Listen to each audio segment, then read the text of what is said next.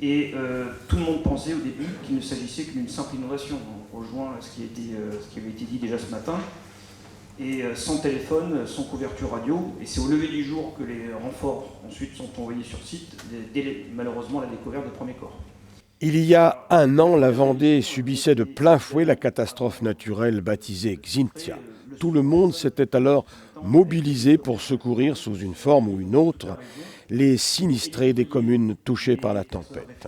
Spécialement ce que l'on appelle aujourd'hui les cellules psychologiques. Elles avaient alors démontré leur efficacité.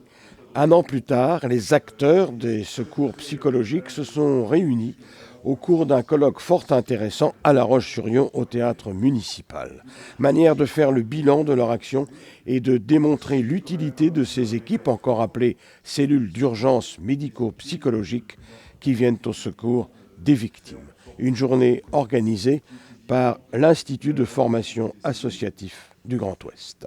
Nous avons souhaité réunir l'ensemble des acteurs de terrain qui sont intervenus tous les jours pendant un certain nombre de semaines pour prendre en charge la détresse psychologique et ce qu'on appelle la prévention du syndrome post-traumatique.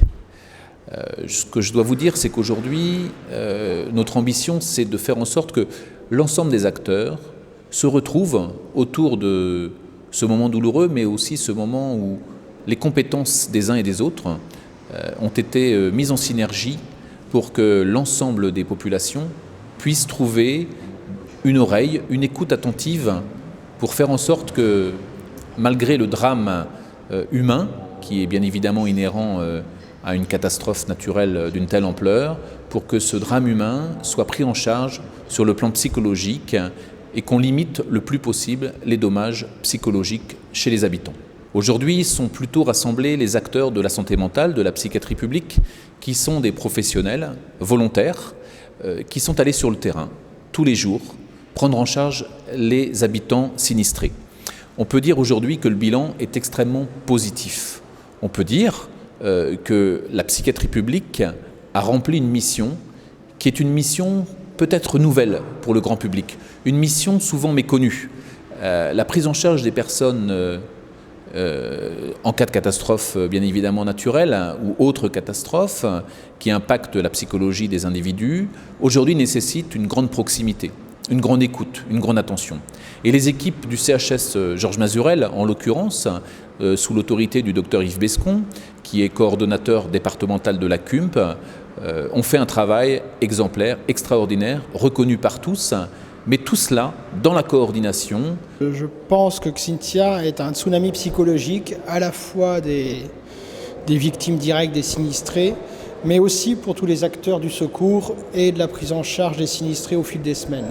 Et c'est à ce titre-là, il me semblait important que tout le monde puisse se rencontrer et échanger autour du vécu psychologique de cette catastrophe.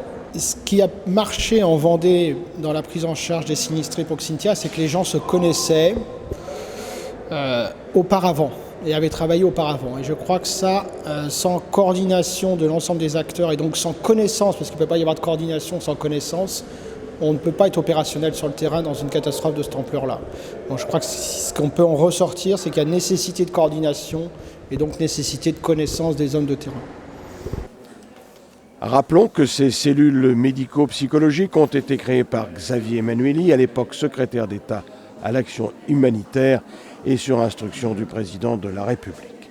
Une journée qui aura été l'occasion de se questionner, de se former et tirer les enseignements de l'expérience des cellules psychologiques de Vendée lors de la tempête Xynthia.